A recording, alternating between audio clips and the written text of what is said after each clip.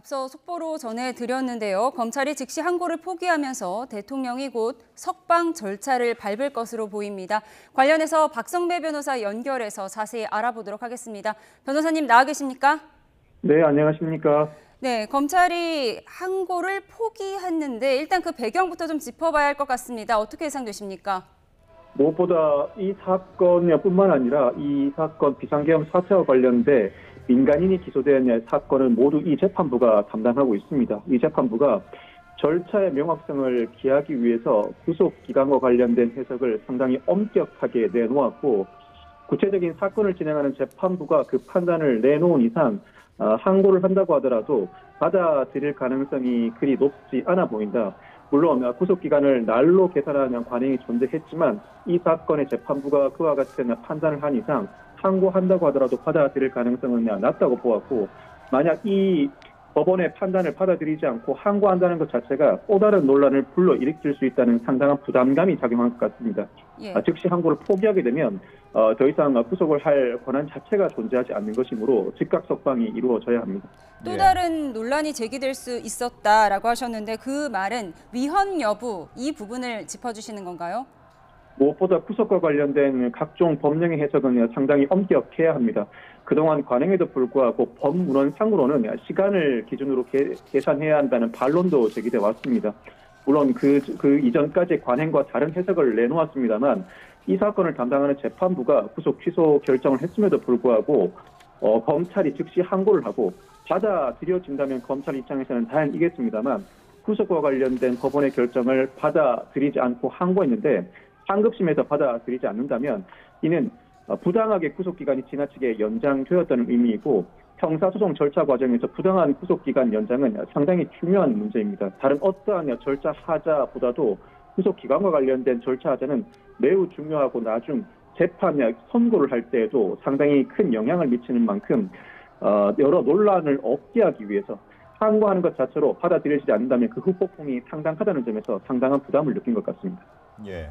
자, 지금 즉시 항고를 포기함에 따라서 석방 지휘를 할 가능성이 커졌는데 이후의 절차는 어떻게 되는 겁니까?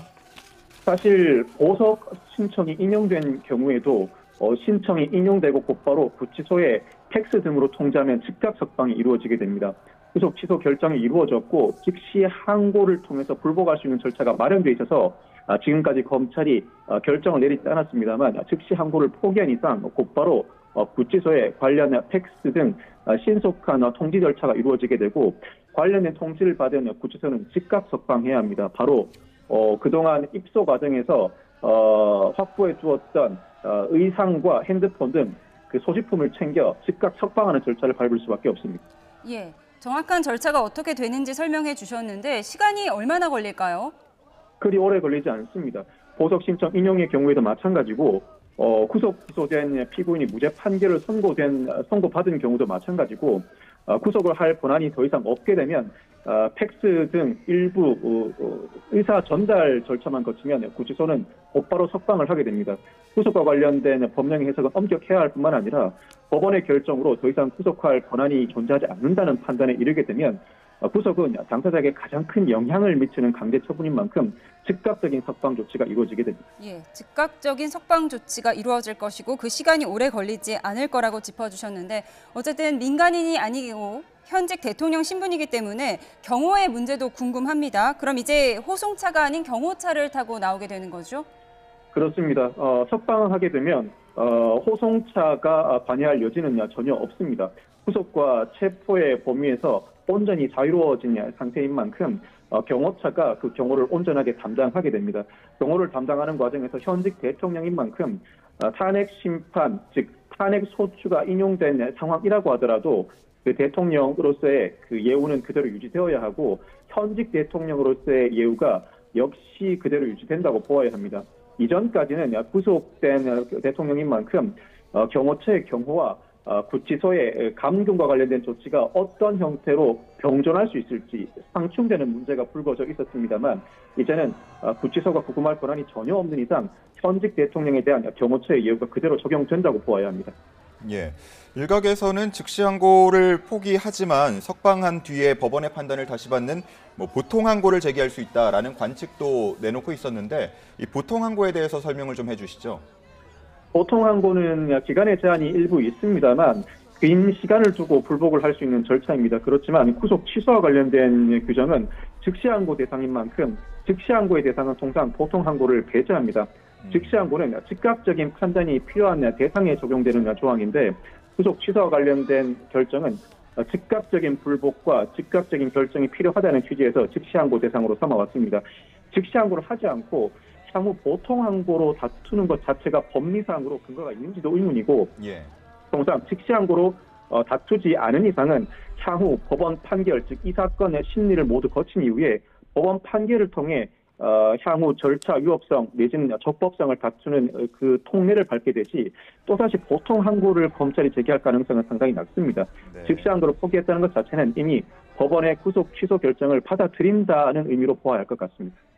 예, 보통 항고와 즉시 항고의 차이점 그리고 보통 항고의 가능성은 낮을 것이다라고 예측을 해주셨는데 사실 즉시 항고의 경우에는 위헌 논란이 제기될 수 있다 이런 부분도 논란이 됐었거든요. 보통 네네. 항고의 경우에는 그런 위헌 논란이 제기될 가능성은 없는 건가요? 어떠한 형태이든 위헌 논란은 제기될 수 있습니다. 무엇보다도 구속과 관련된 법령의 해석은 상당히 엄격해야 하고 구체적으로 사건을 담당하고 있는 법원이 구속 취소 결정을 했음에도 불구하고 불복한다.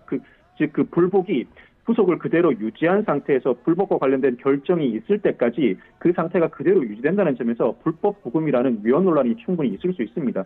즉시 항고가 되었든 보통 항고가 되었든 항고를 했음에도 불구하고 기존의 법원의 결정에도 불구하고 그 상태가 유지된다는 점에서 위헌 논란은 충분히 제기될 수 있습니다.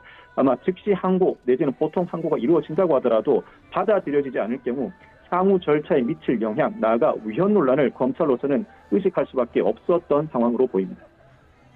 예. 자, 형사소송법에 따르면은 이 7일 이내에 즉시 항고 여부를 결정할 수 있게 되어 있는데 일단은 비교적 빠른 편으로 결정이 된 것 같습니다. 이 배경도 어떻게 보십니까? 사실 구금과 관련된 결정이므로 검찰이 받아들이거나 불복한다면 즉각적으로 불복을 해야 합니다. 즉시 항고와 관련된 규정은 법원의 결정에 대해서 검찰이 되었든 피고인이 되었든 불복할 수 있는 절차로 마련해둔 조항입니다. 이 즉시 항고는 구금과 관련된 처분 내지는 압수수색과 관련된 처분에 적용되는데 통상 즉시 항고 대상인 구금과 관련된 처분의 경우에는 검찰이든 피고인이든 즉각 즉시 항고를 하기 마련입니다. 특히 구속과 관련된 처분은 당사자에게 가장 큰 영향을 미치는 형사상 처분인 만큼 즉시 항고 대상으로 삼을 때는 즉각적인 항고를 단행해야 하고 그렇지 못하다면 즉각 포기하는 관례가 실무상 남아 있다고 보아야 할 것 같습니다. 검찰이 하루 이틀 검토한 이후에 즉시 항고를 포기했다고 마음을 먹었다면 나중에 다시 한번 보통 항고든 다른 절차를 이용하기보다는 이 상황은 그대로 받아들이고 법원이 무엇보다 구속 취소를 하는 과정에서 절차의 적법성과 명확성을 보다 확실하게 기하기 위함이라는 그 취지를 존중해 향후 법원 판결을 통해서 유죄 확정 판결을 받고 그를 통해 실형 선고를 통해 재차 부금한다는 계획으로 온전히 선회했다고 봐야 할 것 같습니다. 네, 법원의 윤 대통령 구속 취소 결정 어제 있었고 오늘 검찰이 즉시 항고를 포기하면서 지금 석방지휘를 하는 것으로 알려지고 있는 가운데 지금 저희가 화면으로는 이 시각 서울구치소를 보여드리고 있습니다.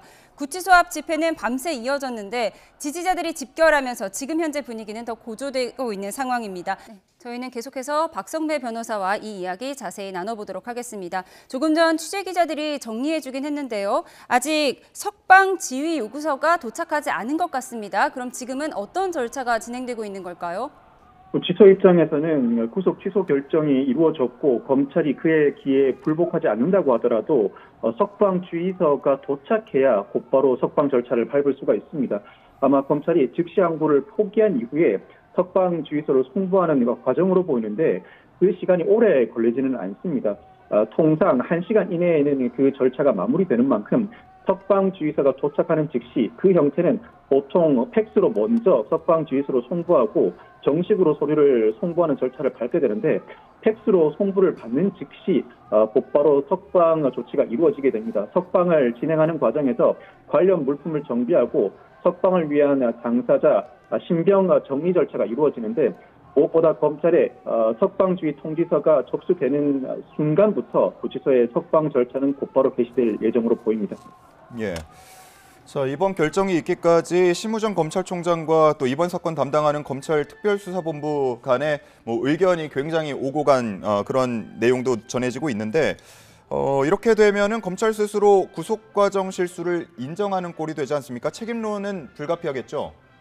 아마 책임론이 어느 정도일지는 아직까지 단정하기는 어려울 것 같습니다. 검찰 나름대로는 그동안의 실무 관행에 따라서 구속기간 계산 시 불산입해야 하는 기간을 날로 계산해 왔는데 형사소송법의 문헌을 상당히 엄격하게 해석하는 법원 판결이 나왔습니다. 사실상 이와 같은 법원의 판결은 처음이라고 할 수 있습니다. 이에 따라서 내부적으로는 그동안의 관행과 판결 내에 따라 처리한 만큼 책임론이 크게 일지 않을 수도 있습니다. 또 한편으로는 그동안 공수처가 수사 단계에서 구속한 피의자가 단 한 번도 없었고 이 사건 비상계엄 사태 전까지는 단 한 번도 없었습니다. 거기에 공수처로부터 구속 피의자를 넘겨받아 검찰이 구속 기소하는 사안도 그 이전에는 없다 보니 상당한 차고 무엇보다 구속된 피의자를 기소할 때는 그 기간 계산을 상당히 엄격하게 적용해 보수적으로 해석해야 함에도 불구하고 그 보수적으로 해석해야 하는 실무 관행이 무너진 측면이 있습니다.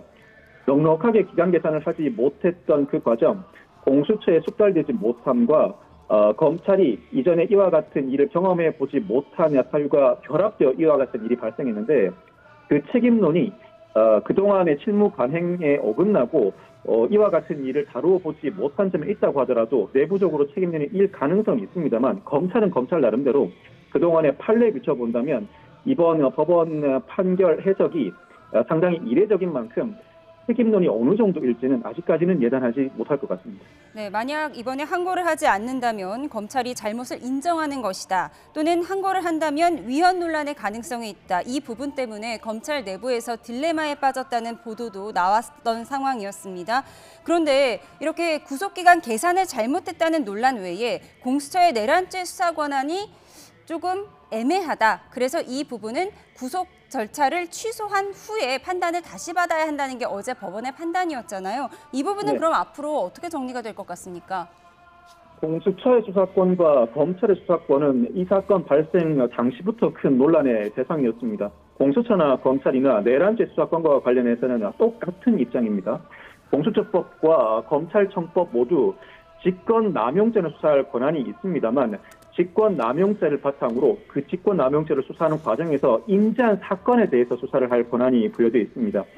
그 관련해 인지할 수 있는 사건 범위에 내란죄가 포함될 수 있는지 해석의 여지가 있고 무엇보다도 현재 대통령은 내란죄, 외환죄 외에는 기소할 수 없는 대상인 만큼 애초에 직권남용죄는 수사할 수 없다. 그렇다면 수사할 수 없는 범죄를 바탕으로 그 관련 범죄의 내란죄를 수사할 수 있는지 여러 다툼이 있어 봤습니다. 그렇지만 수사를 진행하는 과정에서 관련자들에 대한 구속영장 청구가 모두 발부돼 왔었고 특히 체포 적부심이나 구속과 관련된 각종 법원의 결정 과정에서도 내란죄 논란에도 불구하고 내란죄 수사권이 존재한다는 취지의 결정이 내려졌습니다. 그렇지만 이 사건을 본격적으로 본안 판단 심리를 진행하는 재판부 입장에서는 이 논란은 어떤 형태로든 매듭 지어야 할 터인데 내란죄 수사권이 공수처에게 있는지 여부를 아직까지 예단할 수는 없다. 그렇다면 일단 구속 취소 결정을 내려 피고인을 석방한 이후에 나중에 1년이 되었든 2년이 되었든 구속 피고인의 경우에는 6개월 이내에 판결을 선고해야 합니다만 불구속 피고인은 그 기간 제한이 사실상 없습니다. 1년이 되었든 2년이 되었든 판결을 선고하는 과정에서 공수처의 내란죄 수사권이 존재하는지 여부를 정확하게 다시 한번 판단해 보겠다는 취지로 보입니다. 그렇지만 공수처의 수사권이 없다면 지금까지 수사 관련된 각종 진술이나 증거 능력이 모두 없다고 볼 것인가? 물론 수사권이 없다면 그 수사 과정에서 확보한 진술과 증거 능력은 없습니다. 그렇지만 윤 대통령의 경우에는 공수처가 윤 대통령을 체포해 적절한 피의자 신문을 받지 못한 상황이었고 앞선 경찰과 검찰 수사 과정에서 확보된 참고인의 진술이나 공동 피고인의 진술이 상당수 존재합니다. 당사자인 윤 대통령의 진술 여부와 무관하게 이미 확보된 증거로도 유죄 판결이 선고될 수 있는 만큼 공수처의 내란죄 수사권을 이 본안 판단 재판부인 이 재판부가 없다는 판단에 이른다고 하더라도 윤 대통령이 곧바로 무죄 판결을 받을 것이라는 결론으로 귀결되지는 않습니다. 수사권이 없다고 하더라도 앞서 확보된 증거를 토대로 유죄 판결이 선고될 가능성은 여전히 상당히 높은 상황이고, 그럼에도 불구하고 공수처 수사권이 있는지 여부, 공수처 수사권이 없다면 일부 증거는 폐지되어야 합니다. 관련된 상당히 구체적인 판단은 향후 판결 선고를 통해서 또 판결 선고에 이르기까지 여러 심리를 거쳐서 충분히 판단해 보겠다는 취지로 읽힙니다. 예. 저 형사재판에 대한 영향 부분을 좀 짚어주셨는데, 그러면 탄핵 심판 선고와 관련된 부분도 궁금해집니다. 뭐 이르면 이번 돌아오는 금요일 정도에 선고가 나올 수 있다라는 전망들이 있었는데, 이번 결정으로 인해서 조금 더 밀리거나 변론이 재개될 가능성도 있습니까? 당장 탄핵 심판에 영향을 미치지는 않을 것으로 보이는데, 영향을 온전히 배제하지는 못할 것 같습니다. 원래 예정돼 있던 선고 기일을 미루거나 일부 평의가 더 이루어질 가능성도 배제하지는 못할 것 같습니다. 무엇보다도 경찰과 검찰이 수사를 통해서 확보했던 참고인들이나 공동 피고인들의 진술 조사가 상당 부분 탄핵 심판에서도 증거로 채택돼 왔습니다. 과연 그 진술을 단행하였던 참고인이나 공동 피고인들이 탄핵 심판 법정에 증인으로서 서지 않았음에도 불구하고 증거로 채택할 수 있는지 윤 대통령 측이 탄핵 심판 과정에서도 상당히 강력하게 반발해오는 부분입니다. 만약 공수처의 내란죄 수사권과 관련된 이 형사재판 본안 재판부가 일부 의문이 있어 구속 취소를 한 상황이라면 검찰도 마찬가지 논리로 내란죄 수사권이 존재하는지 의문이 남을 수 있습니다. 검찰이 스스로 확보한 참고인이나 공동 피고인의 진술 조서를 탄핵 심판에도 그대로 증거로 사용할 수 있는지 재판부 평의 과정에서 충분히 논의될 것으로 보이고, 내란죄 수사가 아니라 직권남용죄나 예를 들어 경찰을 수사하는 과정에서, 경찰은 검찰이 어차피 수사할 수 있으니 경찰을 수사하는 과정에서 관련 범죄에서 수사한 대상인 만큼 이 내란죄 수사권과는 무관하다고 판단하거나, 그렇지 않고 직권남용죄 관련 범죄로서 내란죄를 수사하는 과정에서 확보한 증인이나 증거인이 증거로 채택할 수 없다. 형사상 증거 능력이 애초에 존재하지 않는 증거라면 아무리 탄핵 심판 절차라고 하더라도 증거 채택을 섣불리 하기는 어려운 부분이 있습니다. 아마 재판부 평의 과정에서 돌발 상황이 발생한 만큼 추가 평의가 이루어질 수밖에 없고, 추가 평의 과정에서 탄핵 심판의 기일이나 평의 과정이 좀 더 지체되거나 늘어날 가능성도 예측해 볼 수 있습니다. 예, 지금 저희가 화면으로는 탄핵 찬반 집회의 모습을 보여드리고 있습니다. 화면 왼쪽으로는 탄핵 반대 집회, 화면 오른쪽으로는 탄핵 찬성 집회의 모습을 보여드리고 있습니다. 이렇게 검찰이 즉시항고를 포기하면서 서울구치소와 관저 앞에는 대통령 지지자들이 몰려 있는 상황이라는 점 화면으로 보여드리고 있습니다. 변호사님 말씀하신 것처럼 형사재판과 헌법재판은 별개이고, 또 구속 취소 결정이 형사재판의 결론은 아니지만 어쨌든 이렇게 구속 취소 결정이 나오면서 대통령 측에서는 증거 능력을 문제 삼으면서 헌법재판의 변론 재개를 요청할 가능성도 있지 않습니까? 그렇습니다. 만약 공수처의 내란죄 수사권이 없다는 전제하에 구속 취소가 이루어졌다고 해석한다면 이때는 탄핵 심판의 변론 재개를 촉구할 가능성도 상당히 높습니다. 내란죄 수사권이 없음에도 불구하고 그 수사를 강행하는 과정에서 수집한 증거는 일종의 의혹 수집 증거입니다. 지금까지 탄핵 심판 과정에서 윤 대통령 측이 다투어 온 부분은 형사소송법상 전문법칙이 적용된다. 즉 수사 과정에서 이 참고인들이 진술한 진술조서는 재판부가 전해 듣는 증거인 만큼 원 진술자인 참고인이 직접 법정에 나와 자신이 그와 같은 진술을 하였고 그 진술이 그대로 진술조서에 담겨 있다고 확인해야 증거로 채택할 수 있다는 전문 법칙과 관련된 다툼이었습니다. 사실 이 전문 법칙과 관련된 다툼은 형사소송이 아닌 탄핵심판, 일종의 징계 절차를 다투는 심판에서는 그리 문제되지 않을 소지가 높습니다. 이전에도 마찬가지로 전문 법칙이 탄핵심판에는 적용되지 않는다는 판례가 확립돼 왔습니다. 그렇지만 공수처의 내란죄 수사권이 존재하지 않는다는 이유로 그 사유를 둔다면 이때는 유효하게 수집된 증거입니다. 유효하게 수집된 증거는 전문 법칙과는 그 차원을 달리합니다. 유효하게 수집된 증거는 어떠한 형태의 증거로도 사용할 수 없습니다. 유죄의 증거로도 사용할 수 없고 그 진술의 신빙성을 다투는 탄핵 증거로도 사용할 수 없습니다. 만약 이 논리가 그대로 일관된다면 공수처뿐만 아니라 검찰도 역시 내란죄 수사권이 있는지 여부가 논란이 될 수 있고 검찰이 스스로 확보했던 참고인이나 공동 피고인에 대한 진술 조서도 위법 수집 증거로서 모든 증거의 영역에서 배제되어야 한다. 형사재판뿐만 아니라 징계 절차를 다투는 탄핵 심판에서도 배제되어야 한다는 논리도 무조건 틀렸다고 보기 어려울 것 같습니다. 이 논리를 그대로 일관하면서 윤 대통령 측이 변론 재개를 하고 평의 과정에서 이 논의가 더 이루어질 가능성도 배제하지는 못합니다만 아마 탄핵 심판을 담당하는 헌법재판관들은 이 내란죄 수사권과 관련된 부분, 이 관련된 수사 기록을 송구보다 다수 증거로 채택한 이상 내란죄 수사와 관련된 부분은 어느 정도 매듭 지었을 것으로 보이는데 이와 같은 돌발 상황이 벌어진 이상 추가 평의는 불가피해 보입니다. 그 추가 평의가 변론 재개나 선고일 연기로 이어질지는 지켜봐야 할 것 같습니다. 예, 변론 재개로 이어질지는 모르겠으나 추가 평의는 불가피해 보인다라고 정리를 해주셨습니다. 헌법재판의 문제였고요. 또 다시 형사재판으로 돌아가서 형사소송법 327조를 보면 기소 절차가 법을 위반해 무효일 경우 공소를 기각한다는 내용이 있습니다. 대통령 측에서는 이 부분을 들어서 공소 기각 가능성까지 얘기를 할 것 같거든요. 어떻게 예측하십니까? 공소 제기 절차가 위법할 경우에는 공소 기각 판결 내지는 결정이 선고될 수 있습니다. 수사를 진행하는 과정에서 내란죄 수사권과 관련된 논쟁의 여지가 있고 나아가서 구속기간을 도과한 기소 자체가 공소 제기 절차가 위법하다고 주장할 여지가 있습니다만 내란죄 수사권을 인정한다는 전제하에 구속기간을 도과한 기소라고 해서 그 자체로 공소제기의 절차가 위법인지는 다시 한번 따져봐야 합니다. 불가피한 수사 과정에서 발생된 문제라거나 아니면 구속기간이 도과했다고 하더라도 구속기간이 도과한 부분은 국가배상 책임의 영역의 문제일 뿐 기소 자체 효력에는 영향을 미치지 않는다는 반론이 충분히 가능하기 때문입니다. 아마 구속 취소 결정을 내린 형사재판부도 향후 그 파장을 어느 정도 예견하고 결정을 내릴 수밖에 없고 판결 선고 시점과 심리 과정에서 논의될 각종 쟁점에 대한 검토도 충분히 이루어진 상태에서 구속 취소 결정을 내렸을 것입니다. 공소 기각이 곧바로 이루어질 가능성이 그리 높아 보이진 않습니다. 구속 기간을 도과한 기소라고 하더라도 기소 자체에 문제가 있어 보인다기보다는 구속 기간 도과를 이유로 한 처분은 향후 국가배상 책임의 문제로 남아 있게 될 것으로 보입니다. 특히 구속기간을 도과한 기소를 이유로 만약 공소기각 처분이 이루어진다면 이와 같은 논의 자체가 실무상 구속기간을 도과한 기소 자체가 거의 없습니다.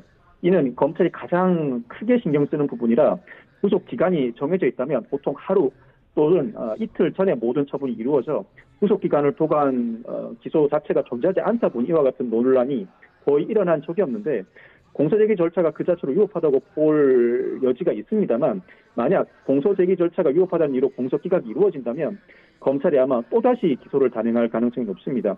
기판력, 흔히 일사부재리라고 일컫는 이 기판력의 효력은 실질 판단, 즉 유무죄 판단이나 형식 판단 중에서 공소시효 도과 등 면소 판결에만 적용됩니다. 공소기각은 형식 재판인 만큼 기판력의 효력이 미치지 않는 만큼 만약 이 본안 사건을 담당하는 재판부가 공소기각 결정을 한다고 하더라도 이때는 검찰이 다시 한번 기소를 단행할 가능성이 높습니다. 예. 자, 그런데 재기소를 하기 위해서는 새로운 증거가 필요한 거 아닙니까? 아마 재기소를 한다면 공소기각의 결정은 기소 절차 자체가 위법하다는 이유로 내려질 것인데 새로 공소를 제기한다면 그 이전에 위법 수집 증거에 논란이 없는 기존 증거들을 다시 모아서 그 형태 그대로 다시 한번 기소를 단행하는 것입니다. 즉 기소 자체가 위법이라는 이유로 공소기각 결정이 나온 것인 만큼 기소를 다시 한번 할 때는 그 기소 자체의 위법성의 여지는 없는 것이고 그동안 수집해 놓았던 증거를 그대로 현출하는 것입니다. 자, 다시 한번 절차를 밟게 되는 것이지 공소기각 결정이 나왔다고 해서 그전에 수집했던 증거가 모두 위법 수집 증거라는 의미는 아닌 만큼 아마 새롭게 증거를 수집하는 절차 외에도 기존에 확보했던 증거를 그대로 그 근거를 토대로 공소제기 절차를 다시 밟을 가능성이 높습니다. 예, 지금 상황을 다시 한번 정리해 드리도록 하겠습니다. 지금 화면으로는 저희가 이 시각 서울구치소의 모습 보여드리고 있습니다.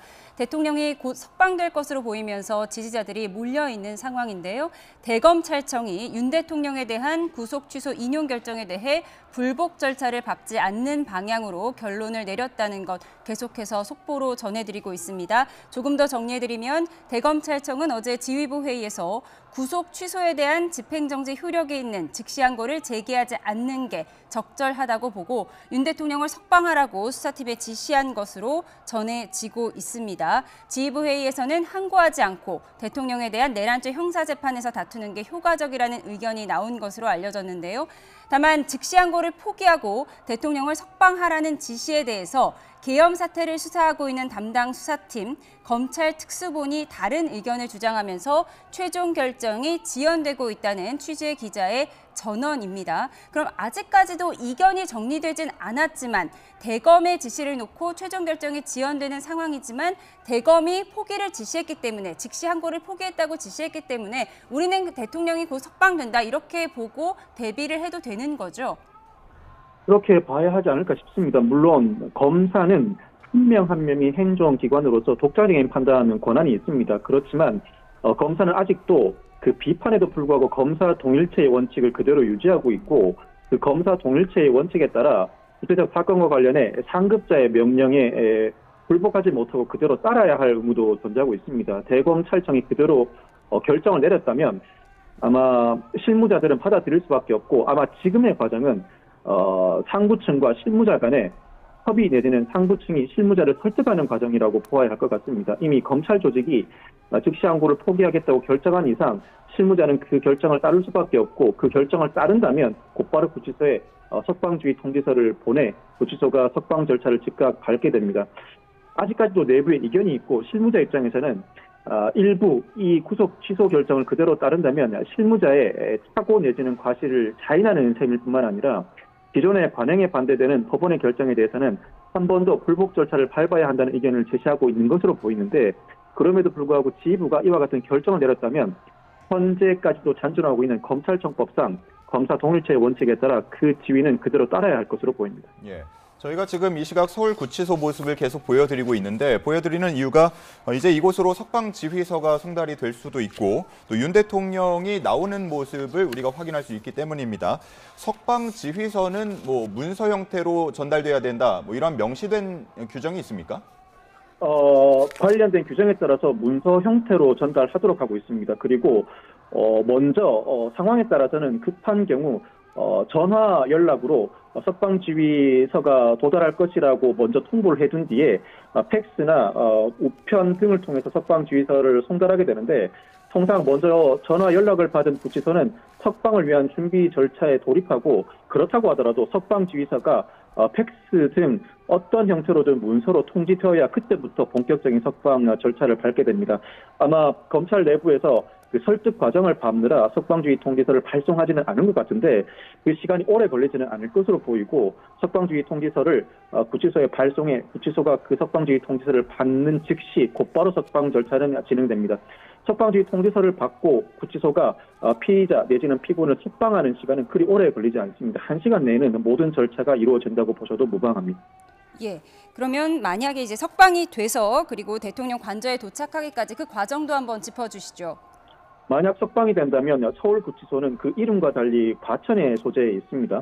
과천에 소재해 있는 서울구치소에서 석방된다면 관저, 즉 용산까지 이동, 한남동 내지는 용산까지 이동하기까지는 아마 지금 주말이라는 사정을 고려한다고 하더라도 그리 오래 시간은 걸리지 않을 것 같습니다. 약 한 40분 내지는 길다면 1시간 이내 모든 절차가 완료될 것으로 보이고 특히 대통령이 이동하는 과정에는 현직 대통령에 대한 예우 차원에서 각종 실무적인 조치가 이루어집니다. 경찰은 신호 체계를 즉각적으로 조절하고 대통령이 이동하는 과정에 다른 제한사항이 없도록 조치를 취하는 만큼 다른 즉 일반 운전자의 교통상 불편이 있을지언정 대통령이 서울구치소에서 나와서 한남동 내지는 용산 관저까지 이동하기까지의 시간은 40분 내지는 1시간 정도면 족할 것으로 예상합니다. 예. 대검찰청이 대통령에 대한 구속 취소 인용 결정에 불복 절차를 밟지 않는 방향으로 결론을 냈다는 소식, 그래서 곧 구치소에서 대통령이 석방될 것이라는 소식 박성배 변호사와 짚어봤습니다. 변호사님 감사합니다.